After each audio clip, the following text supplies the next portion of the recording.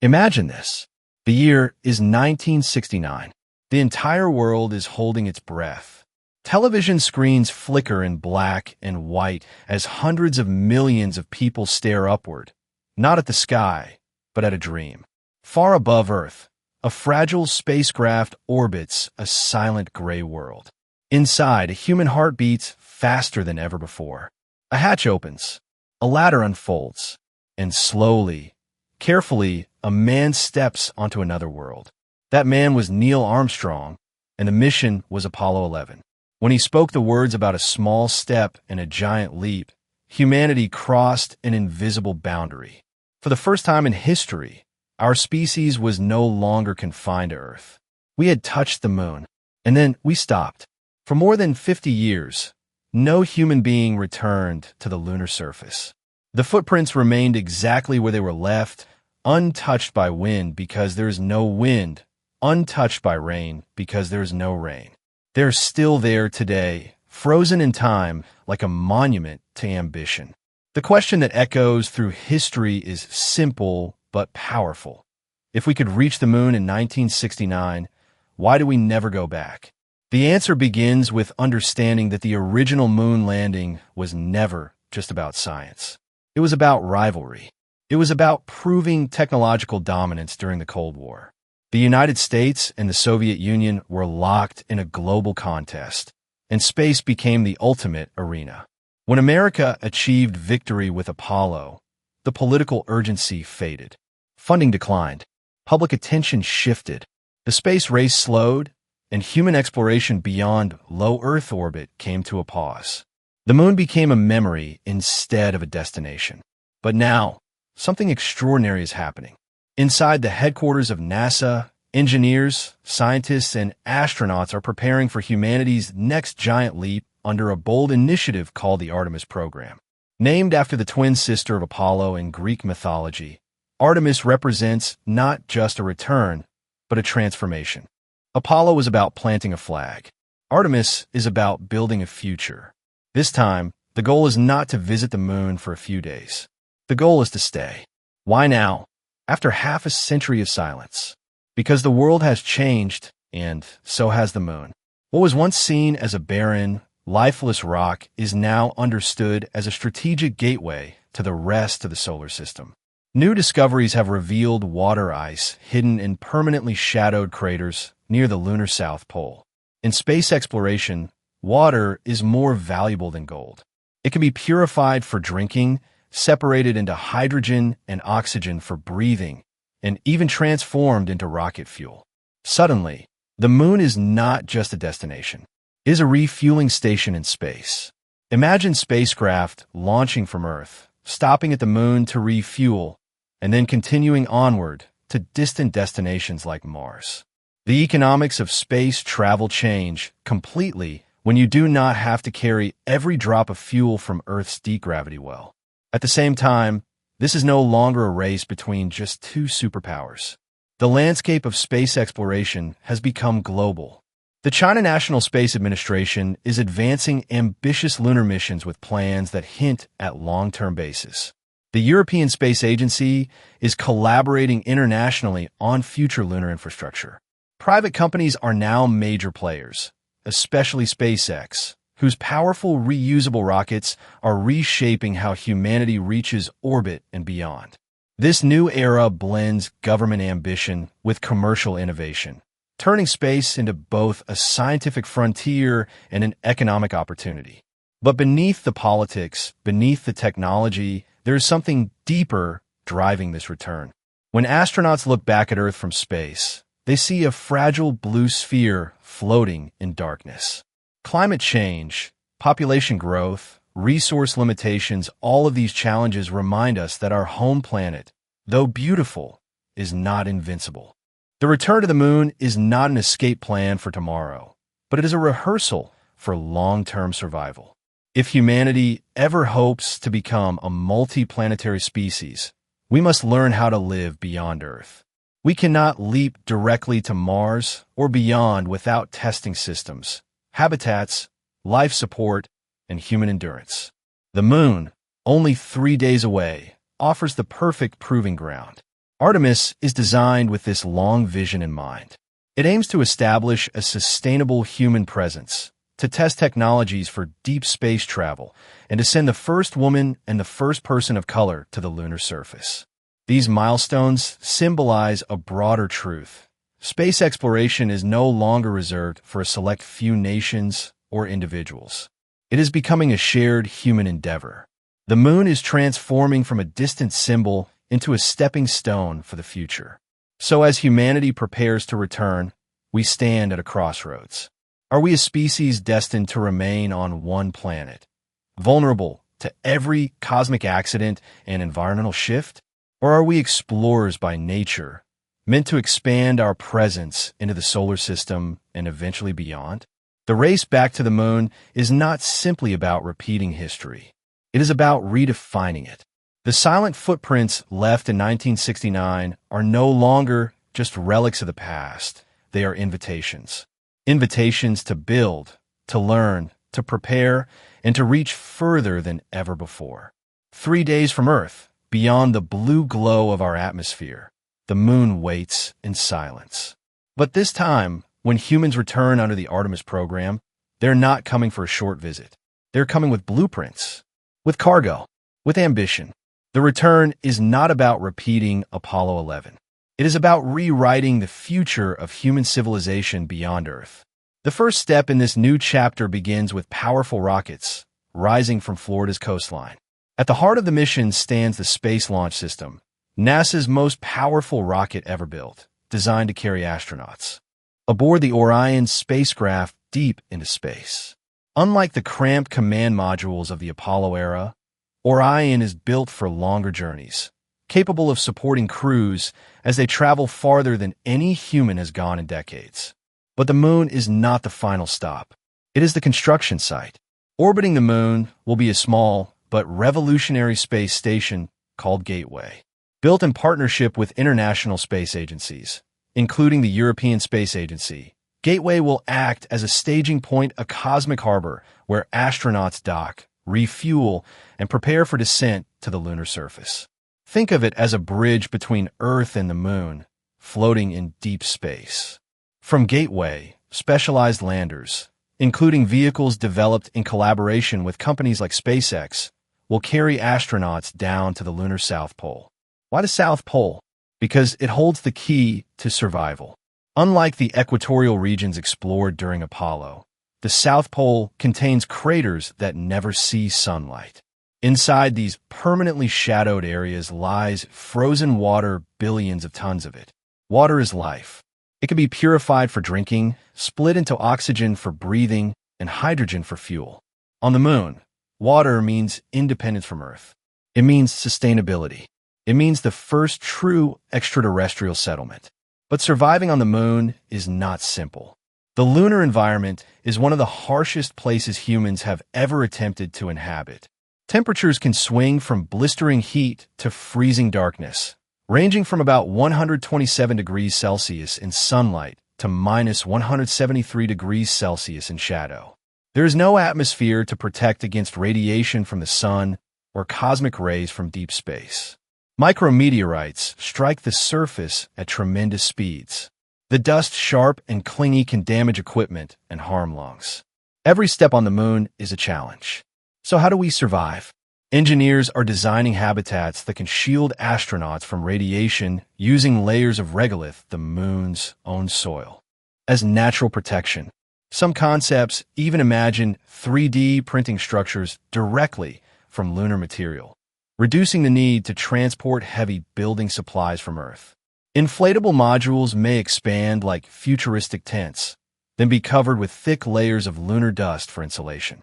Power systems, likely driven by solar panels placed on peaks of near-eternal sunlight, will provide continuous energy. Nuclear surface power systems are also being studied to ensure reliability during long lunar nights. And those nights are long. One lunar day lasts about 29 Earth days, meaning 2 weeks of sunlight followed by 2 weeks of darkness. During those dark periods, temperatures plummet and solar energy disappears. Managing heat, power, and life support during this cycle will test human ingenuity in ways never attempted before. Every system must be redundant. Every component must be resilient. The moon will not forgive mistakes. Yet beyond survival lies something even more ambitious: industry. Scientists believe the moon may contain rare resources such as helium-3, a potential fuel for future nuclear fusion reactors. While fusion power remains experimental on Earth, the idea of mining the moon for advanced energy resources adds another layer of global interest.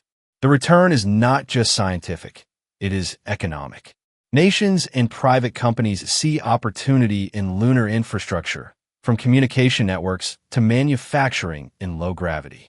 But perhaps the most important reason for building on the moon is preparation. The ultimate goal lies farther away, on a rust-colored world visible in our night sky. Mars has long captured human imagination as the next frontier. Unlike the moon, Mars has an atmosphere, seasons, and signs that liquid water once flowed across its surface. It is the most Earth-like planet in our solar system. Yet reaching Mars is far more difficult. A journey that takes months, not days. Rescue missions would be nearly impossible. Communication delays would stretch up to 20 minutes each way. Before committing humans to such a distant voyage, we must learn how to live off Earth sustainably. The moon becomes our training ground, a nearby laboratory where we can test closed-loop life support systems, food production in low gravity, psychological endurance during isolation, and advanced propulsion technologies. Every habitat built on the moon is a prototype for Mars. Every lesson learned reduces risk for the next giant leap. As the world watches this new era unfold, the return to the moon carries symbolic weight as well. For the first time, missions aim to send not just highly trained test pilots, but a more diverse generation of explorers, including the first woman and the first person of color to step onto lunar soil. This signals a shift in who space exploration represents. It is no longer the achievement of a single nation or a narrow demographic. It is becoming humanity's shared journey. And so, the moon transforms before our eyes. No longer a distant light in the sky. No longer a relic of Cold War rivalry. It becomes a construction zone, a research station, a fueling depot, a proving ground. A place where humanity learns to survive beyond the cradle of Earth. But even as we design habitats and power grids on the lunar surface, our telescopes are looking much farther beyond Mars, beyond our solar system, into the vast ocean of stars. Because while we prepare to live on the moon, we are also asking a much bigger question. Is there another Earth out there? While rockets roar toward the moon and engineers design habitats beneath alien skies, another quiet revolution is unfolding not on the lunar surface, but in the darkness between the stars. As humanity prepares to build on the moon under the Artemis program, scientists are asking an even bigger question. What if Earth is not unique? What if somewhere, orbiting a distant star, there is another world with oceans, clouds, and perhaps even life? For most of human history, planets beyond our solar system were pure imagination. Philosophers debated them. Writers dreamed of them. But we had no proof they existed. Then, in 1995, astronomers confirmed the first planet orbiting a sun-like star beyond our own system. That discovery changed everything. Suddenly, the universe felt less empty. Today, thousands of these distant worlds called exoplanets have been discovered, each one a potential story waiting to be told. One of the greatest planet hunters in history was the Kepler Space Telescope. Launched in 2009, Kepler stared at a single patch of sky for years, watching for tiny dips in starlight caused when planets passed in front of their stars. That faint dimming, almost imperceptible, revealed entire solar systems. Kepler showed us something astonishing. Planets are everywhere. On average, there may be more planets in our galaxy than stars. But finding planets is only the first step. The real dream is finding one like Earth, rocky, not gaseous, orbiting in the habitable zone, where temperatures allow liquid water, protected by an atmosphere, possibly even alive. Among the fascinating discoveries is the TRAPPIST-1 system, a compact family of 7 Earth-sized planets orbiting a small red star. Several of them lie in the habitable zone, raising thrilling possibilities. And then came a new generation of eyes in space, the James Webb Space Telescope. Unlike previous telescopes, Webb does not just detect planets, it studies their atmospheres. By analyzing starlight passing through alien skies, scientists can detect gases like water vapor, carbon dioxide, methane, and potentially even oxygen. On Earth, oxygen is strongly linked to life. If we detect it in large quantities on another planet, it could hint at biological activity. Imagine that moment. A signal appears in the data, a spectral fingerprint that cannot be explained by geology alone. A whisper from another world saying, "You are not alone." But the search is not simple. Most exoplanets are incredibly far away, dozens, hundreds, even thousands of light years from Earth. A light year is the distance light travels in 1 year, moving at 300,000 kilometers per second. Even our fastest spacecraft would take tens of thousands of years to reach the nearest known exoplanets. For now, these worlds are destinations for our minds, not our ships. So why search for them if we cannot yet travel there? Because understanding them changes how we see ourselves. Every Earth-like candidate forces us to confront a profound possibility. Life might not be rare. The conditions that created oceans, continents, and consciousness here might exist elsewhere. If that is true, then the universe may be filled with stories we have not yet heard. The moon, in this context, becomes more than a stepping stone to Mars. It becomes part of a larger strategy. Building sustainable life support systems on the moon teaches us how to survive in extreme environments. Those technologies recycling air and water, growing food in controlled habitats, shielding from radiation are exactly what we would need if humanity ever attempted interstellar travel in the distant future. The return to the moon and the search for exoplanets are not separate ambitions. They're chapters in the same narrative. One prepares us physically, the other prepares us mentally. Meanwhile, missions continue to expand our reach. The Transiting Exoplanet Survey satellite scans nearly the entire sky for nearby planetary systems. Ground-based observatories with massive mirrors refine measurements of alien atmospheres. Scientists are even designing future telescopes capable of directly imaging Earth-like planets, not just detecting them, but seeing them as tiny pale dots beside their stars. Some proposed concepts aim to use giant star shades or advanced coronagraphs to block starlight and reveal hidden worlds. Each discovery brings us closer to answering ancient questions. Are we alone? Is Earth a miracle or part of a pattern? If we found a true Earth twin, oceans glistening, clouds swirling, would we try to reach it? Will we send robotic probes? Or, centuries from now, would humans embark on journeys lasting generations? For now, our technology limits us to our cosmic neighborhood. The moon is 3 days away. Mars is months away. The nearest star system, Proxima Centauri, is over 4 light years away at distance, so vast it humbles the imagination. Yet history teaches us something powerful. Distances shrink when technology evolves. What once seemed impossible becomes routine. Flight was impossible until it wasn't. Reaching the moon was impossible until it wasn't. And so humanity stands in a remarkable era. We are simultaneously looking backward and forward, returning to the moon while scanning the stars. We are building habitats on a world without air while studying atmospheres hundreds of trillions of kilometers away.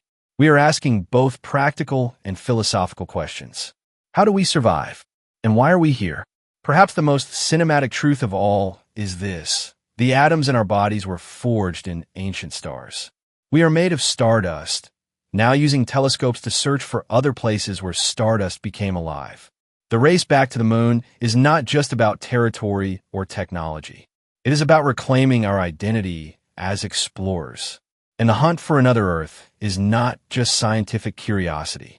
It is the continuation of a story that began when the first humans looked up at the night sky and wondered what lay beyond. Beyond the moon's gray silence, Beyond the orbiting gateway stations and experimental lunar habitats, there lies a world that has haunted human imagination for centuries, a rust-colored planet glowing faintly in our night sky. That world is Mars, and for many scientists, engineers, and visionaries, it represents the next great chapter of human exploration. If the moon is our training ground, Mars is the proving ground. For decades, robotic explorers have been scouting the Martian surface, preparing the way. Rovers have rolled across its dusty plains, drilling into ancient rocks and searching for traces of past life. Among them, NASA's Perseverance continues to collect samples that may one day be returned to Earth. Orbiters circle above, mapping terrain and studying weather patterns. Each mission builds a clearer picture of a planet that was once warmer, wetter, and possibly habitable billions of years ago. Mars is not friendly. Its atmosphere is thin, less than 1% the density of Earth's. Temperatures can plunge below minus 100 degrees Celsius. Global dust storms can engulf the entire planet for weeks.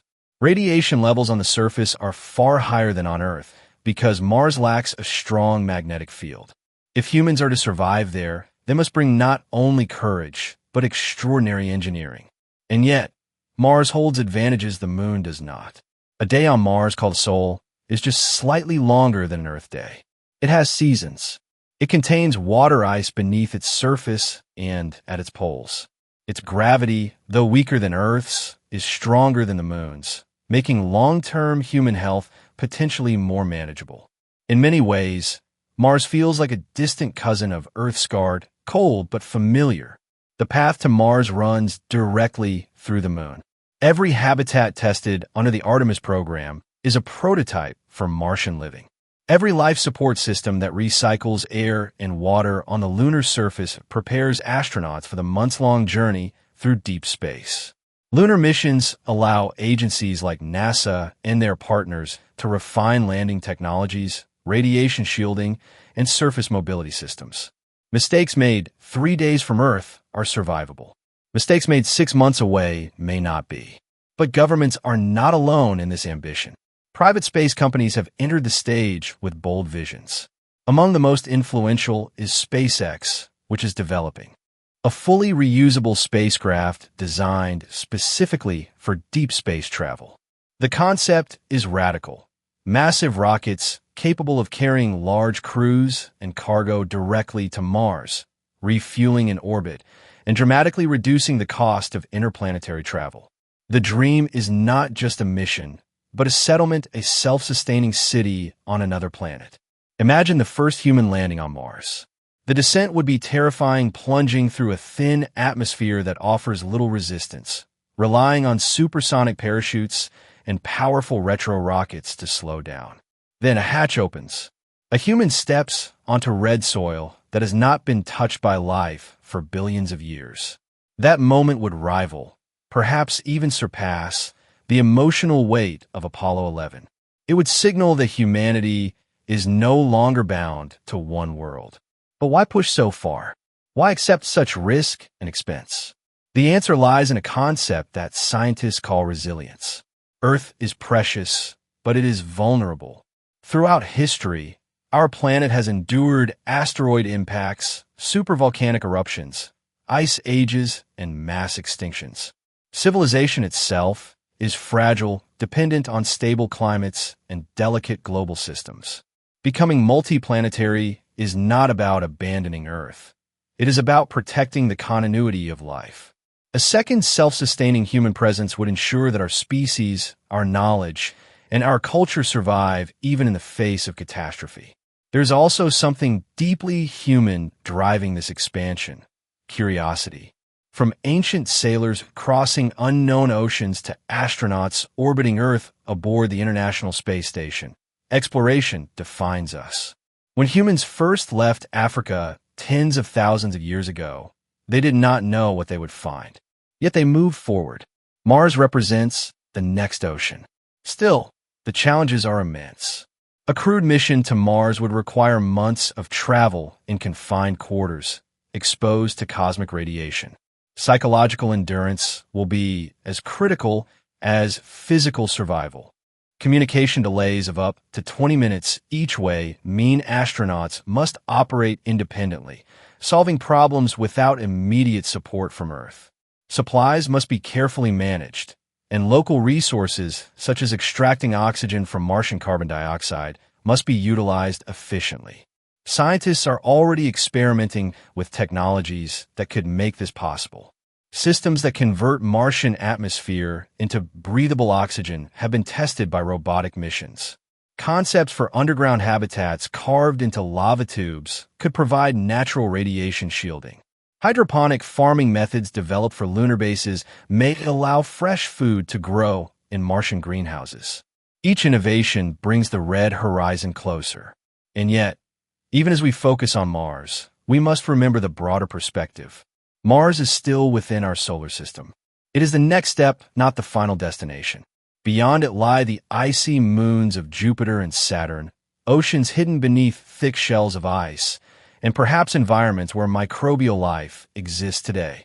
Farther still lie the exoplanets, discovered by observatories like the James Webb Space Telescope, hinting at Earth-like worlds orbiting distant stars. The journey outward unfolds in stages. First, return to the moon. Then, master sustainable life beyond Earth. Next, step onto Mars. And someday, perhaps centuries from now, reach even farther. Each generation builds upon the courage of the last. As rockets ignite and humanity prepares for its next leap, one truth becomes clear. The race back to the moon is not nostalgia. It is preparation. It is strategy. It is the opening act of a much larger story, a story in which Earth is no longer the only home of human life. We stand at the edge of a new era. Behind us lies 50 years of waiting. Ahead of us lies a red planet, a gray moon, and countless stars.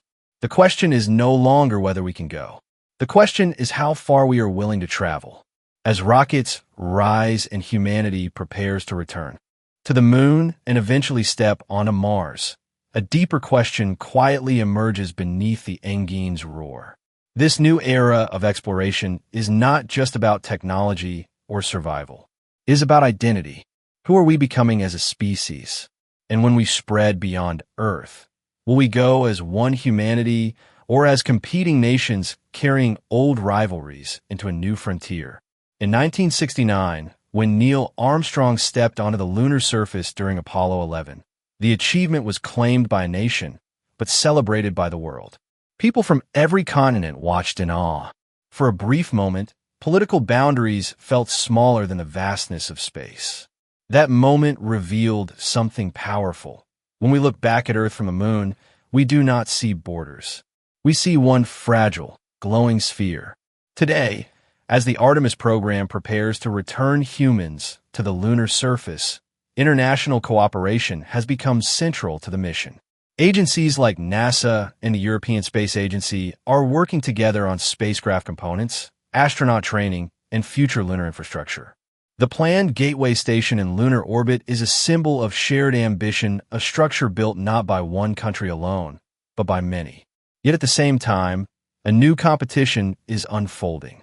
The China National Space Administration has advanced its own lunar exploration program, successfully landing robotic missions and outlining plans for a future research station near the moon's south pole. Other nations are increasing investments in space technology, recognizing that control of resources, infrastructure, and strategic positions beyond Earth could shape the balance of power on our home planet. This dual reality cooperation and competition mirrors human history. Exploration has always been driven by both curiosity and ambition.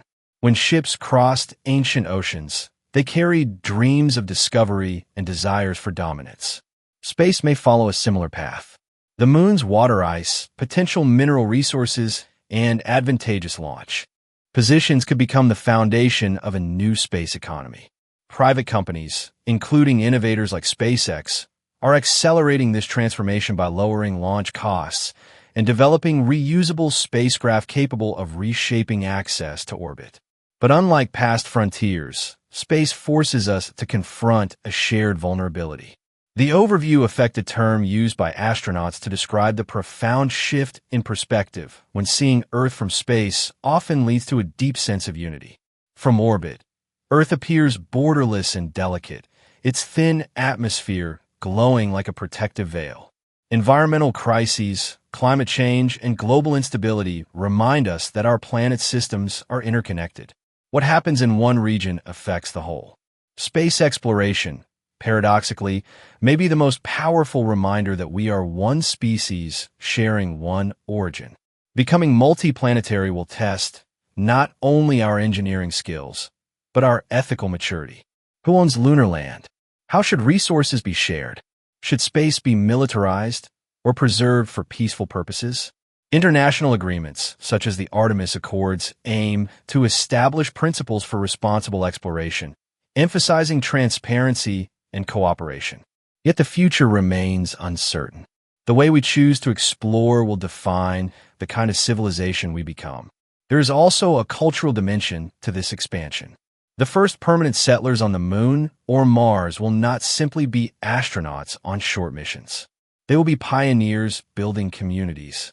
Over time, distinct identities may form people born beyond Earth, shaped by lower gravity and different skies. Imagine children growing up under the faint blue glow of Earth seen from the Moon, or beneath the dusty sunsets of Mars. Humanity could diversify not only culturally, but physically and socially. We may one day speak of Earthers, Lunarians, and Martians as branches of the same family tree. At the same time, the search for life beyond Earth continues to expand our sense of possibility. Observatories like the James Webb Space Telescope are analyzing distant exoplanet atmospheres for signs of habitability. If evidence of life were discovered elsewhere in the universe, it would profoundly alter our worldview. Religious, philosophical, and scientific perspectives would all be challenged. We would no longer see ourselves as a solitary spark of consciousness in a vast emptiness, but as part of a potentially living cosmos. And yet, perhaps the most important transformation is internal. The act of reaching outward changes us. It demands long-term thinking, international dialogue, and innovation that often benefits life on Earth, from advanced materials to renewable energy systems. Technologies designed for lunar habitats may improve sustainability at home. Systems built to recycle air and water in space could inspire more efficient use of resources on our own planet. In striving to survive elsewhere, we may learn to better protect the world we came from. The race back to the Moon, therefore, is more than a technical project. It is a turning point. For 50 years, humanity paused at the edge of deep space, content to orbit close to home. Now we are stepping outward again, not driven solely by rivalry, but by vision. The decisions made in this era will echo for generations. Will space become a realm of conflict, repeating the mistakes of history? Or will it become the stage where humanity finally learns to collaborate on a planetary scale? As we look ahead, the Moon shines not just as a destination, but as a mirror. It reflects who we are and who we might become. Our return marks the beginning of a new chapter one in which humanity's story expands beyond a single world. The footprints left in lunar dust decades ago are about to be joined by many more. And with each step, we move closer to a future where Earth is the cradle of civilization, but not its only home. Close your eyes and imagine the year 2125. A child stands inside a transparent dome near the lunar South Pole. Above her stretches a sky darker than any night on Earth, filled with unmoving stars. In the distance, solar arrays shimmer along the rim of a crater where sunlight almost never fades. Behind her rise habitats built from compressed lunar soil structures first imagined during the early missions of the Artemis program. She has never felt Earth's full gravity. She has never heard wind in trees. But she knows that far away, hanging in the black sky, there is a blue world where her grandparents were born. That image may sound like science fiction, but so did landing on the Moon until Neil Armstrong stepped onto its surface during Apollo 11. History teaches us something powerful. The impossible slowly becomes inevitable when curiosity meets determination. Over the next century, humanity's relationship with space may transform completely. The return to the moon is not the end goal. It is the foundation. Permanent lunar bases could evolve into research cities, mining hubs, and launch points for deeper missions. Water extracted from polar ice may fuel spacecraft departing for Mars and beyond. The moon could become humanity's first true off-world economy, a place where science, industry, and international cooperation intersect. Meanwhile, Mars may transition from exploration outpost to settlement. The first human missions will likely be temporary, focused on research and survival. But if technology advances as expected, reusable heavy-lift rockets, closed-loop ecosystems, artificial intelligence, managing life support systems, small colonies could grow into thriving communities. Over decades, greenhouses may spread beneath protective domes. Underground habitats carved into Martian rock may shield residents from radiation. Children born there would represent a milestone no less profound than the first lunar step. Humans not just visiting another world, but belonging to it. And yet, even as we extend ourselves across the solar system, our telescopes will continue scanning the stars. Observatories like the James Webb Space Telescope are already analyzing atmospheres of distant exoplanets. In the coming decades, even more advanced instruments may directly image Earth-like worlds orbiting nearby stars. We may detect oceans through reflected light, analyze seasonal changes, or identify biosignatures that hint at alien ecosystems. If that day comes, if we confirm life beyond Earth, it will be one of the most transformative discoveries in human history. Borders, politics, and conflicts may seem small compared to the realization that life is not unique to our planet. The universe would feel less empty, and humanity's story would expand into a larger cosmic narrative. But even without discovering alien life, becoming multiplanetary changes everything. It alters how we think about risk, survival, and responsibility. A civilization spread across multiple worlds is more resilient. A disaster on one planet would not erase human knowledge or culture entirely. Libraries, data archives, and communities beyond Earth would safeguard the continuity of our species. In that sense, returning to the moon is not nostalgia. It is insurance for the future of consciousness itself. There's also a philosophical shift taking place. For most of history, humanity believed it was at the center of existence. Science gradually revealed that Earth orbits an ordinary star in a vast galaxy among billions of galaxies. Now, as we step outward, we accept something even more humbling. We are not confined to the world that created us. We are participants in a cosmic story still unfolding. Yet, amid all this ambition, one truth remains constant. Earth is irreplaceable. No exoplanet we discover, no Martian settlement we build, will replicate the complexity and beauty of our home. The goal of space exploration is not escape. It is expansion. It is about adding chapters, not abandoning the first page. Technologies developed for lunar and Martian survival, renewable energy systems, water recycling, sustainable agriculture may ultimately help heal and preserve Earth itself. In reaching for the stars, we may learn how to better care for the world beneath our feet. The race back to the moon after 50 years is therefore more than a revival of past glory. It is a declaration that humanity is ready to move forward again. The silence that followed the Apollo era is ending. A new generation of explorers, scientists, and dreamers is stepping into the vacuum with renewed purpose. Governments collaborate and compete. Private companies innovate at unprecedented speed. International agreements attempt to guide responsible expansion. Step by step, launch by launch, we are building the bridge from one world to many. Imagine standing on the lunar surface a century from now, looking back at Earth rising above the horizon. That sight of blue marble suspended in darkness will still inspire awe. It will remind us where we began. But around you, there may be the hum of habitats, the glow of research labs, the movement of rovers heading toward mining sites, and spacecraft lifting off toward Mars. Humanity's presence in space will no longer be a rare event. It will be routine. And perhaps, one night, that same observer will look not at Earth, but at a faint star in the distance, a star known to host a planet with oceans and clouds. They will know that their ancestors once wondered if such worlds existed. They will know that the journey began when humans decided to return to the moon after half a century of waiting. This is the arc of our story, from fragile beginnings on a single planet to a civilization reaching across the solar system, and someday, perhaps, between the stars. The moon is not just a destination. Mars is not just a challenge. Exoplanets are not just scientific curiosities. Together, they represent humanity's next evolutionary step from a planet-bound species to a cosmic one.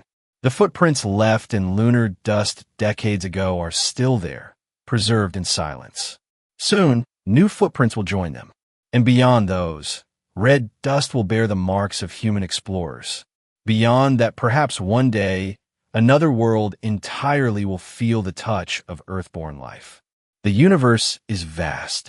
The challenges are immense. But the direction is clear. We're going back to the moon, not to repeat history, but to begin the future.